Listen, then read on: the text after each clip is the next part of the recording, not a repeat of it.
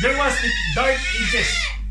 Dark Ages. And after Dark Ages, between 300 million years to 1 billion years daw, sabi ng mga siyensya, the first stars appear. Ito yung konsepto nila. And then, pagkatapos doon, on the 1 billion years, ang mga galaxies nag-appear na. And then, after that, na-form na yung solar system natin. Which is in between itong present day natin at yung 1 billion years ago. Ito yung sinasabi nila. Kasi hindi sila naniwala ng Diyos eh. So ang sabi, ito, formation of the solar system, 9 billion years daw. 9 billion years. Kung titingnan mo yung Bible, mga 6,000 years ago. 6,000 years ago lang.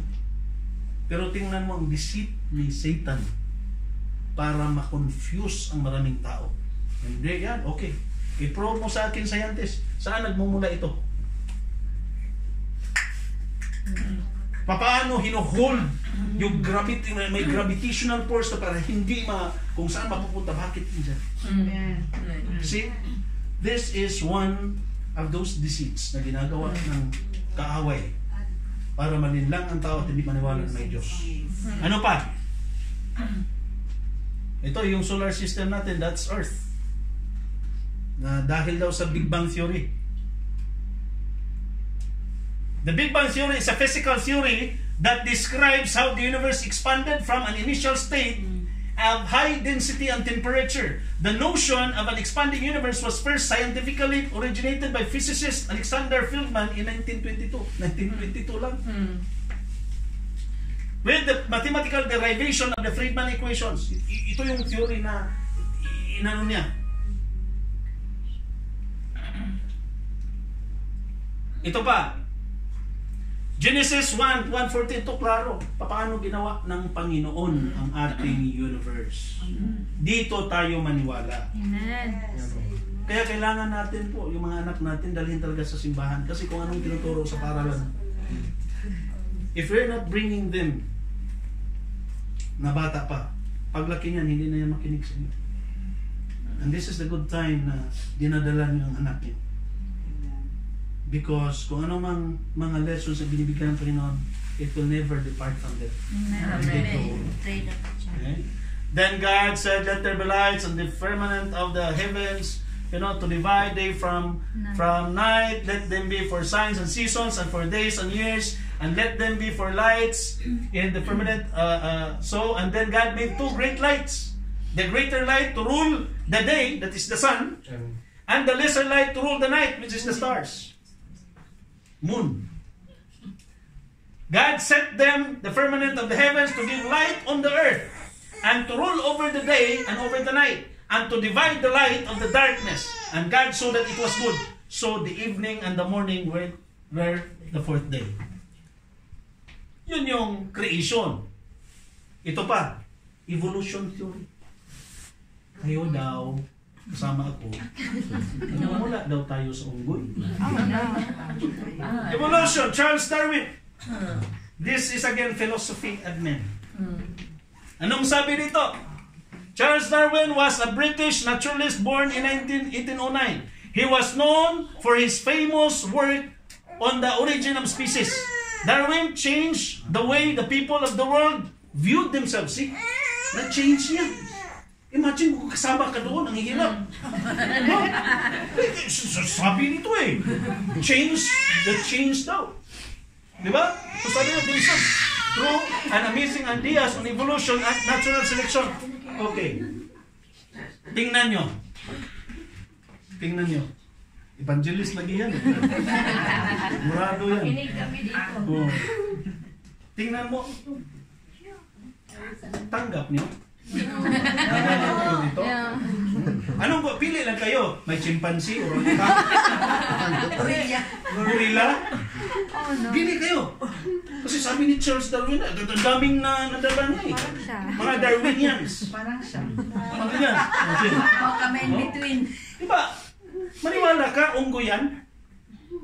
Ang hirap kaya paniwalaan. Ito. Titingnan mo, bakit may unggoy pa ngayon? Kung totoong may evolution, bakit merong tao at merong unggoy pa rin? Ba't hindi na nag-evolve lahat? Ibig sabihin, pwede rin kayong babalik sa unggoy. Taas ang kamay, sinong gusto babalik ng unggoy? Walang gusto.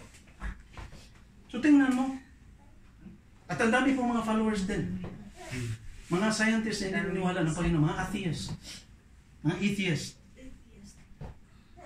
Ito. Praise God!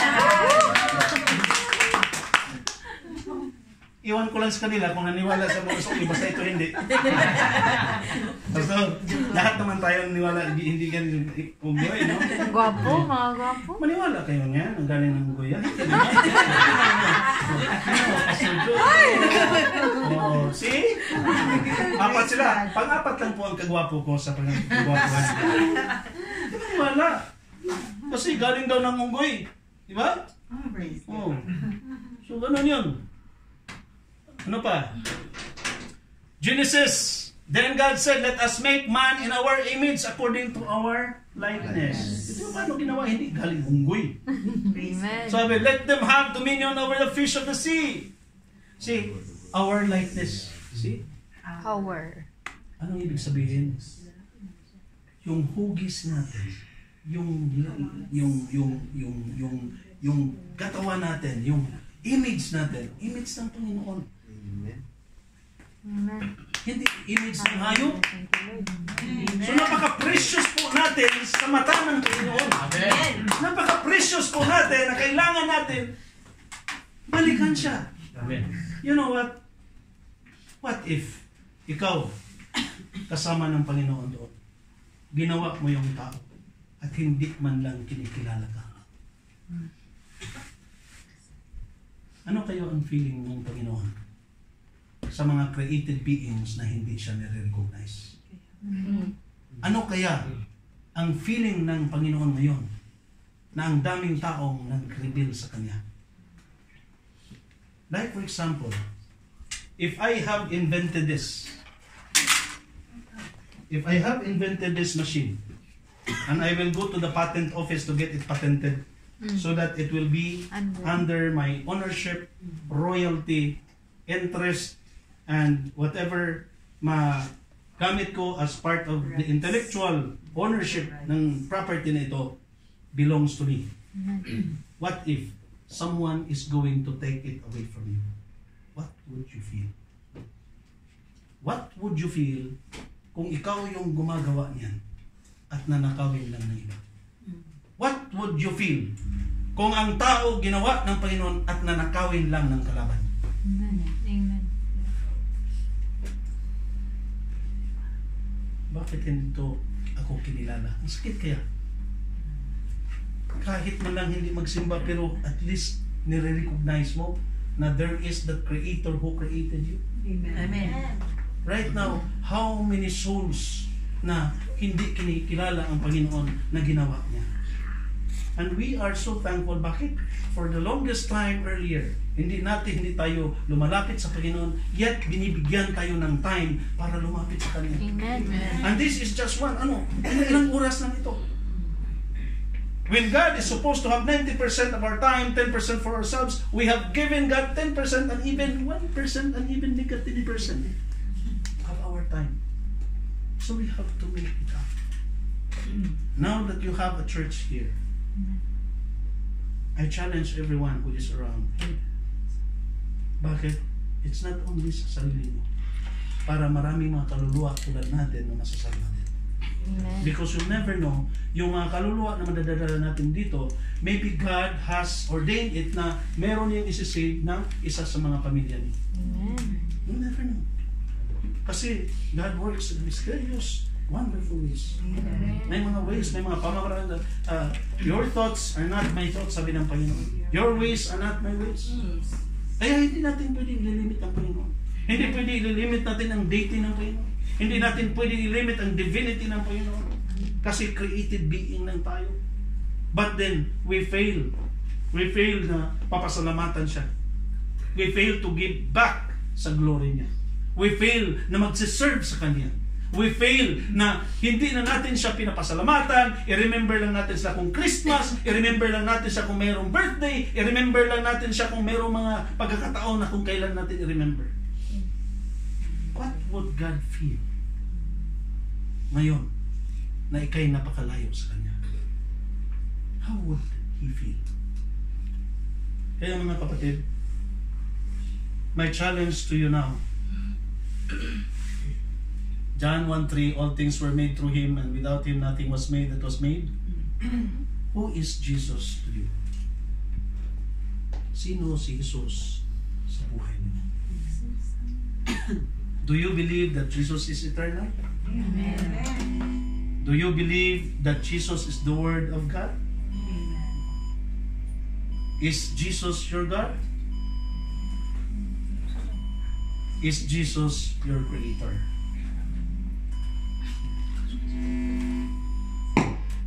So can we rise up now? Palakpakan natin ang Panginoon. Let us bow down our heads. God the Father, Lord, maraming salamat, Panginoon, sa pagkakataong ito, Panginoon, na naririnig namin, Panginoon, yung instructions mo, yung reminder mo sa amin. Maraming salamat, Panginoon, na minsan nakafocus kami sa sarili namin. Nakafocus kami sa mga sariling priorities namin. Nakafocus kami sa mga wants namin. Nakafocus kami. We are too greedy, O Lord.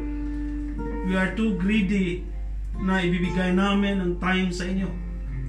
We are too greedy for ourselves, Panginoon, na ikay hindi na masyado binibigyan namin ng time, na ikay nagiging list na sa mga list of priorities namin.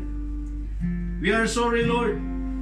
Patawarin mo kami, Panginoon, na minsan hindi namin makikita, Panginoon, na ikay nandyan palagi sa amin. Na minsan humihingi lang kami kung meron kami pangangailangan, O Lord. Na minsan sinisik ka lang namin kung meron kaming hahanapin at meron kaming kailangan sa inyo. We are sorry for our imperfections. We are sorry, Lord, sa mga pagkukulang namin. Sorry, Lord, sa mga pagkakataon na binabalingwala ka namin. We ignored you, we disregarded you, we forget about you, O Lord. Lord, please renew our hearts. Restore our hearts, renew our minds. Holy Spirit, continue to live in us. And Lord, we submit ourselves to you. Binibigay namin yung puso namin sa inyo. Inaalay namin ang buhay namin sa inyo, Panginoon. Binibigay namin, Lord God, anumang weakness meron kami sa inyo, Lord. We need your help. We are seeking for your strength. We are seeking for your wisdom. We need you, Lord, to help us stand strong and firm and be rooted in your word. Lord, thank you for the protection. Thank you for guiding us. Thank you for leading us to this path of righteousness so that we will not walk in darkness, but we will walk, Lord God, sa light mo, Panginoon. Gawin niyo po kami, Panginoon, na mga asin at ilaw ng bawat buhay na naririto, Panginoon, para magiging ilaw din sa maraming taong nangangailangan na magkakaroon ng relationship sa inyo. Lord, kung anumang mga difficulties sa mga schedule namin, kung anumang mga problems sa mga kasama namin sa trabaho, Lord, ibibigay namin ito sa inyo, Lord. You are a compassionate God. Lord, sometimes it is too difficult to be a light, Lord God, sa ibang tao. Sometimes we are too human, O God, to react. At sometimes, Panginoon, ang hirap po, Panginoon. Kasi tao kami, Panginoon, nangangailangan ng iyong grasya, nangangailangan ng iyong strength, nangangailangan ng iyong patnubay, Panginoon. Gawin niyo po, Lord, ang mga bagay na kailangan namin, Lord. Fill us up. Fill us sa mga glory na mga spiritual things, Lord God, that will help us mature, Lord God. Gamitin mo kami, Panginoon. Kung ano yung ikalulugod mo, Lord God, sa harapan mo, Lord God, Lord, use us. We ask, Lord God, that you will examine our hearts once more and take out all those hindrances, Panginoon, na nagiging balakid, Panginoon, para sa pag-serve namin sa inyo, Lord. Lord, we surrender whatever hindrances that the enemy is putting before us, oh God. Lord, in the name of Jesus Christ, Lord God, we speak freedom from all those hindrances, from all those mga problema, Panginoon, from all the shackles, Panginoon, from all the bondage, Panginoon. And Lord, set us free. Oh Lord, allow us to walk with you in righteousness, oh God. Allow us, Lord God, to be of use in your kingdom, to expand, Lord God, sa kingdom mo, Panginoon. And allow us to grow, Lord God, to be a Christ, to have a Christ life. And this we pray. And this we give thanks. In the mighty name of our Lord Jesus Christ. Amen. Amen.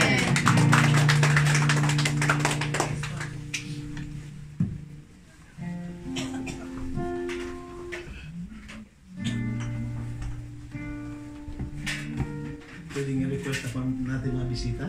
Can we pray? Maybe just pray.